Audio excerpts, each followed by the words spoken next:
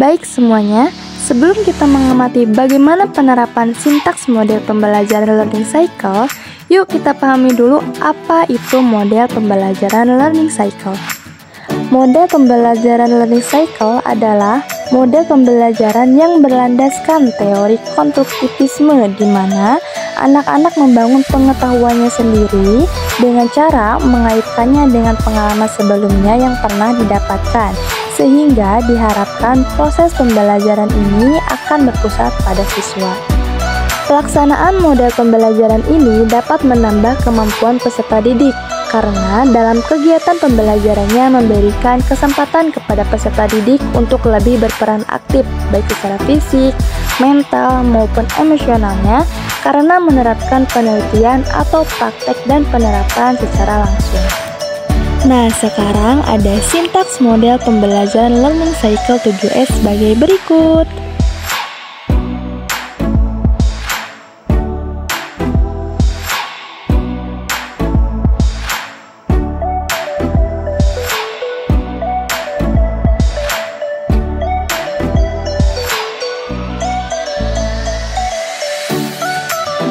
Untuk lebih jelasnya, yuk kita amati penerapan sintaks model pembelajaran learning cycle 7S sebagai berikut.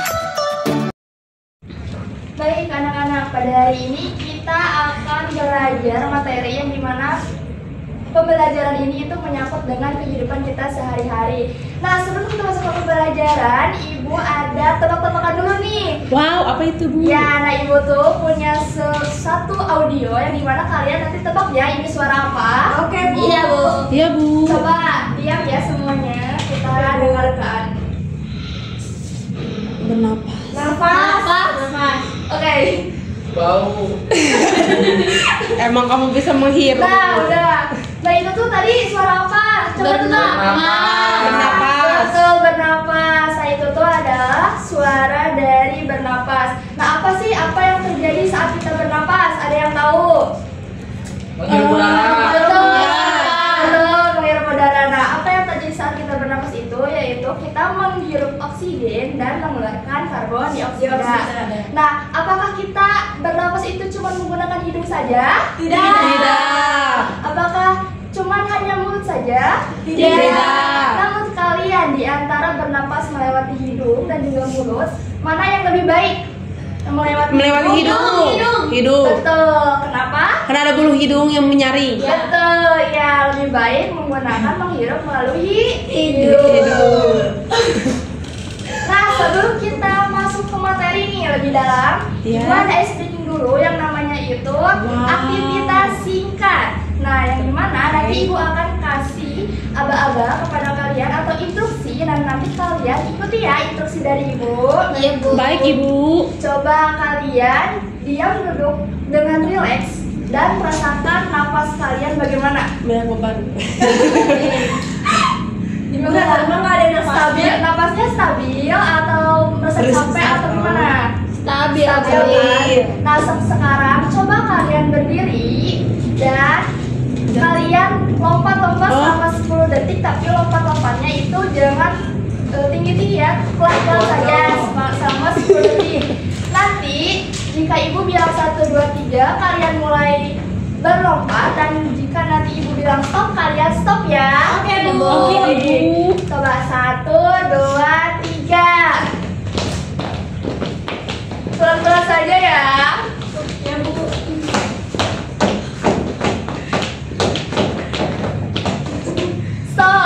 Stop. Nah, sekarang coba apa yang kalian rasakan setelah Capek, Bu. berlompat? Capek. Tahu napasnya. Ya, tuh jadi cepat kan? Iya. Nah, ternyata saat kita beraktivitas yang lebih-lebih, kita bernapasnya itu lebih Kencang. Kenapa lebih kencang? Karena energinya lebih banyak. Karena pompanya lebih cepat. Ya. Betul. Karena kita lebih banyak membutuhkan oksigen Ya. dan lebih banyak mengeluarkan karbon dioksida. Dioksida. Makanya kita saat melakukan aktivitas yang lebih padat dan lebih aktif, kita itu membutuhkan oksigen yang lebih banyak sehingga pernapasan kita itu lebih cepat. Iya Ibu. Nah, sekarang kita masuk ke pembelajaran. Wow. Boleh tahu pakai insang. Ikan atuh. Sebentar ya. Insang. Nah, di sini ada sistem pernapasan pada manusia. Nah, kalian di sini kalian menonton video, ibu punya video dan kalian tonton terlebih dahulu ya. Baik Ibu.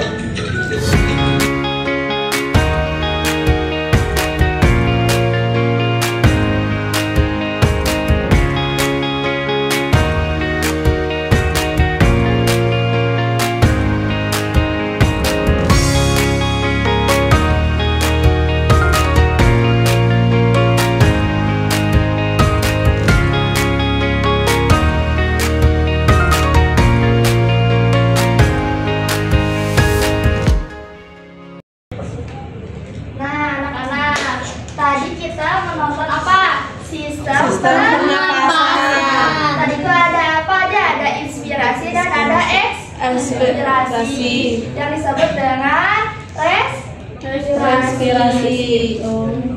begitu. Nah, kita ketahui dulu nih, apa itu sistem pernapasan. Nah, pernapasan ini adalah proses menghirup oksigen dan mengeluarkan karbon dioksida yang merupakan dari proses metabolisme yang lebih besar, yaitu yang disebut tadi respirasi. Nah, secara sederhana, pernapasan ini adalah proses keluar masuknya udara dari luar ke dalam dan dari dalam juga keluar. Nah, khususnya itu pada paru-paru. Nah, proses ini sangat penting karena kita semua makhluk hidup membutuhkan oksigen. Nah, tadi apa aja sih ada di video sistem organnya ada apa aja?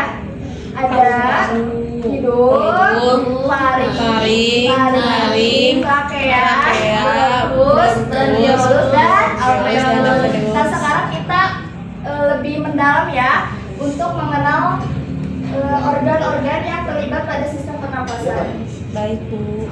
Nah, yang pertama itu ada Hidung. Betul. Hidung itu merupakan organ pernapasan yang paling utama atau pertama yang menjadi saluran masuknya udara. Jadi udara itu pertama-tama ini itu masuk ke dalam hidung. Nah, seperti di video ini tuh masuk dulu ke dalam hidung. Nah, di dalam hidung ini ada fungsi lain, yaitu rambut misalnya yang di mana kan di hidung kalian itu ada rambut-rambut pendek. Nah, itu tuh fungsinya itu untuk menyaring kotoran atau debu, sehingga saat kita bernapas itu debu dan kotoran itu tidak ikut ke dalam, jadi disaring terlebih dahulu gitu. Nah, selain itu ada juga kuangka yang memiliki banyak lapisan darah yang berfungsi untuk menghangatkan udara yang masuk. Nah, bagian hidung lainnya ada kelenjar minyak dan juga ada kelenjar keringat. Nah, selanjutnya ada setelah hidung ada apa lagi? Faring. Betul. Nah, selanjutnya ada organ pernapasan pada manusia yaitu faring. Faring atau tekak itu adalah organ pernapasan di belakang rongga hidung dan mulut. Fungsinya itu sebagai jalur masuk udara dan makanan. Selain itu juga berfungsi sebagai ruang resonansi suara dan bagian reaksi kekebalan tubuh melawan benda asing. Nah, bisa dilihat faring itu terletak di bawah ini nih, di bawah apa namanya itu, di leher, di bagian leher ini.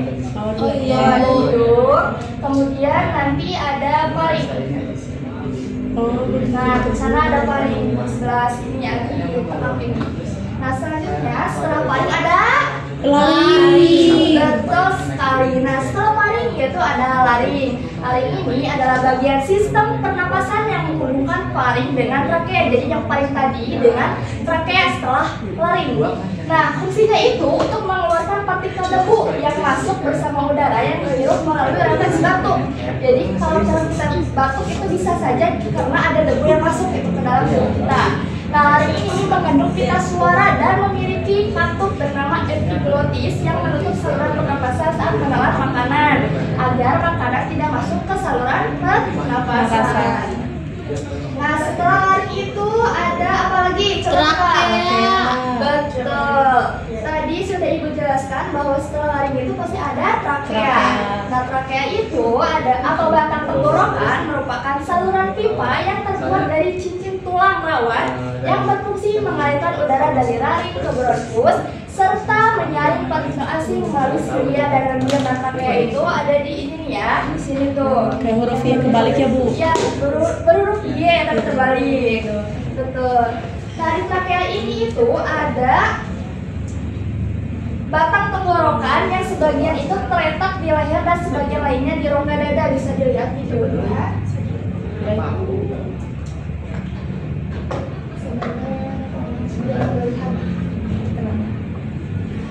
Wow.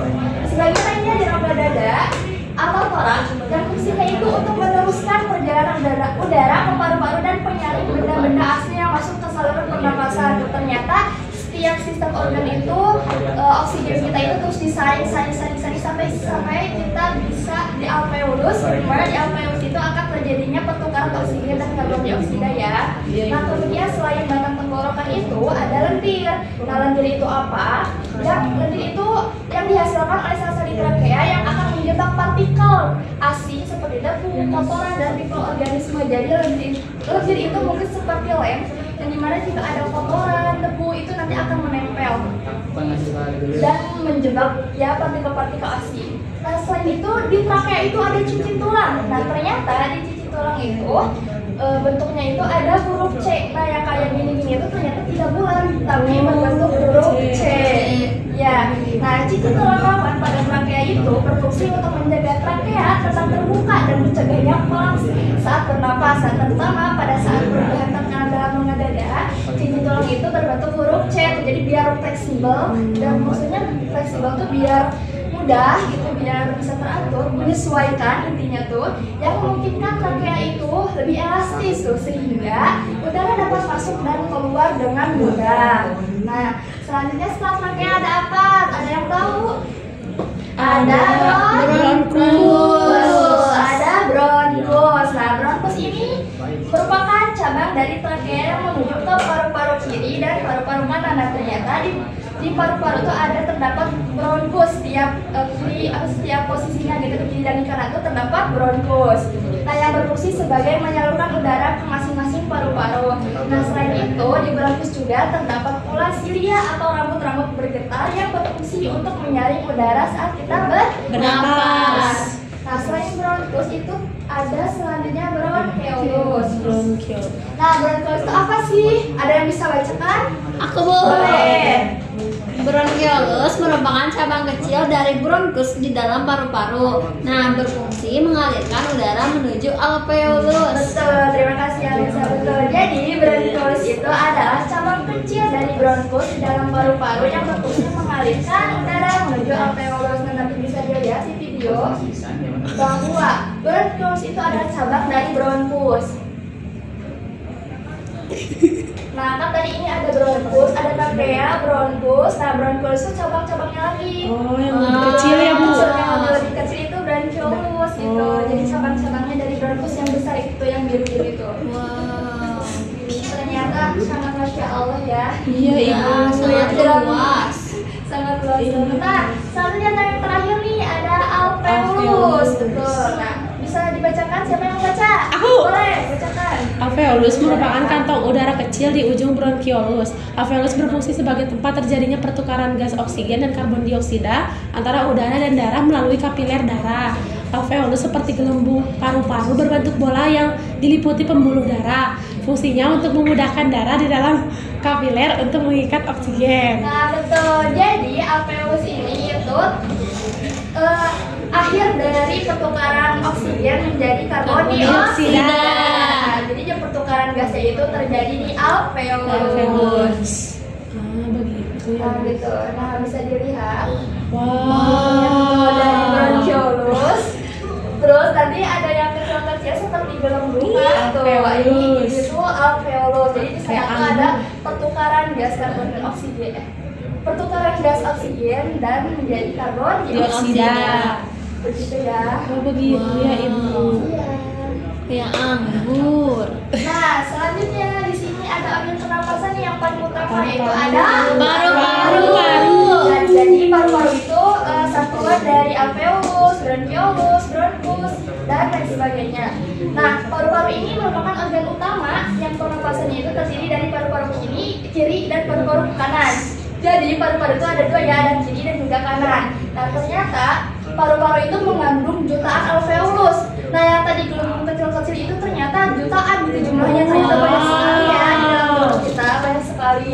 Nah jutaan alveolus itu yaitu berfungsi fungsinya itu untuk pertukaran gas biar kita bisa bernapas. Nah, paru-paru ini dilindungi oleh selaput pleura kayak seperti tadi di video tadi. Nah, di setiap paru-paru itu ada selaput pleura di dalam rongga dadanya tuh. Nah, pleura ini adalah selaput pembungkus paru-paru. Jadi dibungkus seperti kayak bukan dikado ya, jadi dibungkus oleh selaput paru-paru itu yang dimana fungsinya itu untuk melindungi paru-paru dan menjadi pelumas agar paru-paru tidak tertekan oleh organ lain. Wow, hebat sekali ya Bu. Ya, nah Ibu belum masukkan, ternyata di bawahnya itu di bawah paru-paru itu terdapat diafragma ya, di situ ada diafragma. Oh iya begitu, seperti kalian di video tadi yang pertama.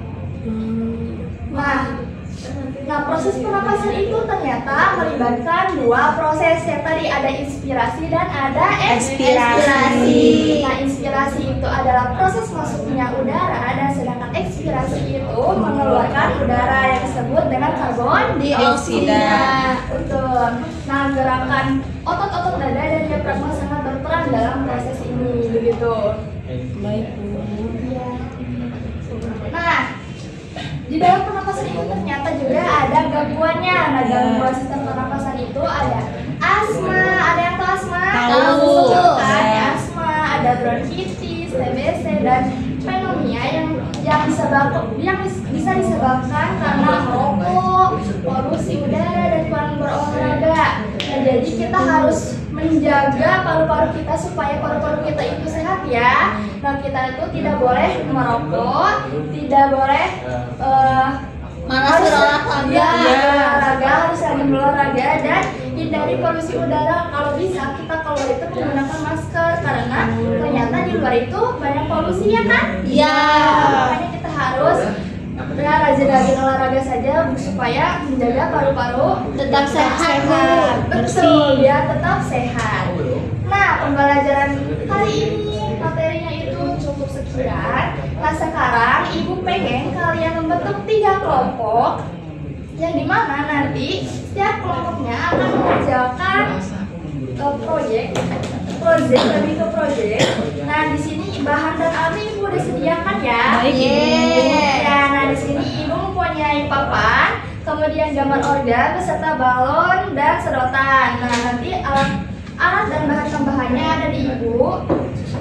Nah, nanti tugasnya itu kalian akan dikasih satu papan, kemudian nanti tempelkan rangkai sekreatif mungkin menurut kalian, dan nanti Ibu akan mengarahkan atau mengawasi kalian, dan jika ada yang kurang dimengerti atau membingungkan boleh ditanyakan ke Ibu. Nanti Ibu akan cek satu persatu ke kelompok untuk mengecek bahwa kalian bisa atau tidak ya. Ya Pak Ibu. Ya, sekarang kelompoknya 3 kelompok ya, boleh bebas saja.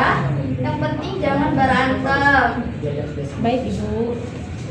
Bu nggak mau sama Naru Bu. Gak boleh ya, harus bareng-bareng ya.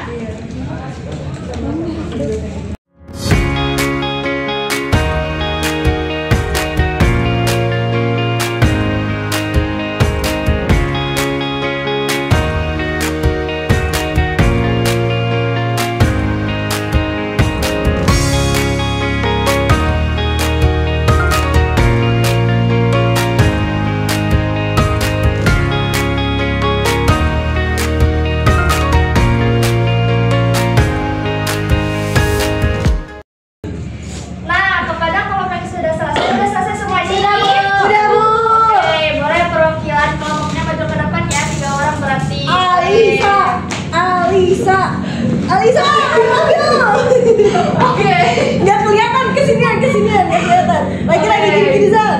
Boleh diperlihatkan dulu hasilnya. Ini, boleh sekarang. Coba jelaskan bagaimana sistem pernapasan yang kalian pahami, yang sudah kalian susun ini. Siapa? Boleh. Dulu. Aku deh. Boleh. Nah, jadi di sini sistem pernapasan itu melalui hidung. Di sini ada faring, laring, trakea, bronkus, bronkiolus, alveolus, dan ada paru-paru juga di sini. Ya. Boleh Raja? Ya, Bu. Jadi di sini ada sistem pernapasannya mulai dari hidung, terus ada laring, paring, trakea, Laring, trakea, bronkus, bronkiolus sama dan alveolus. Oke, Ya, itu. betul ya. Selanjutnya Lisa boleh. Di sini ada sistem pernapasan. Yang pertama melalui hidung, lalu ada paring, laring, trakea, dan di sini terdapat bronkiolus dan alveolus. Ya, boleh. Gimana sistem cara kerja sistem pernapasannya? Ditiup. Iya, boleh ditiup. Di bawah aja. Iya ya, itu. Kok gede sih? Sudah cukup. Oke, udah cukup. Nah, boleh dilihat ya teman-teman lainnya yang sudah diperagakan oleh teman-teman di depan bahwa sistem pernapasan cara kerjanya seperti itu ya. Kita menghirup oksigen, lalu ketika kita menghirup oksigen, paru-paru itu membesar. Ya. Dan jika dikeluarkan, paru-paru mengecil begitu. Oke, simpan proyek kaliannya, nanti Ibu akan dipajangkan di kelas ya. Ya, Bu. Ya, boleh kembali lagi duduk. Makasih ya Ibu. Makasih, Bu. Ya, boleh. Boleh duduk kembali. Nah, Ibu jelaskan singkat lagi ya bahwa sistem pernapasan itu yang diawali dengan hidung terlebih dahulu. Iya. Oksigen masuk ke hidung, kemudian masuk ke paring, kemudian laring. Di sini ada trakea. Nah, di sini ada paru-paru yang isinya itu ada bronkus, bronkiolus, dan alveolus. Nah, nanti di alveolus itu terjadinya pertukaran gas, oksigen, dan karbon dioksida. Nah, tadi juga kan teman-teman sudah mempraktekkan sistem pernapasan bahwa ketika kita ditiup, nah itu kita ibaratkan dengan oksigen. Nah, paru-paru itu membesar. Nah, sedangkan ketika kita sudah memberikan meniupnya, kemudian lalu si udara yang di balonnya itu keluar, itu kita anggap sebagai karbon dioksida. Nah, betul. Nah, setelah itu sebelum kita menutup pembelajarannya, Ibu ingin kita mengamati terlebih dahulu nih aktivitas kehidupan sehari-hari. Nah, bagaimana sih kalau kita hanya duduk berdiam saja? Nah, frekuensi atau kecepatan pernapasan kita stabil atau cepat? Stabil. Betul. Kalau kita seperti tadi lompat-lompat di dalam kelas, itu kecepatannya jadi gimana? Cepat. Jadi lebih cepat. Nah, ternyata kita bisa bedakan ya, kalau misalkan kita beraktivitas lebih padat atau lebih berat, seperti kayak aktivitas ringan yaitu melompat-lompat, kita membutuhkan oksigen yang lebih, dan karbon dioksida itu akan lebih banyak dikeluarkan, begitu ya. Nah, sebelum kita nutup pembelajaran, Ibu ingin kalian, kan Ibu waktu hari kemarin menyuruh kalian untuk membawa HP kan? Iya, Bu. Nah, sekarang keluarkan HP-nya dan kita akan bermain game. Wow, game apa, Bu? Game soal. Kalian bawa HP-nya. Ya Bu.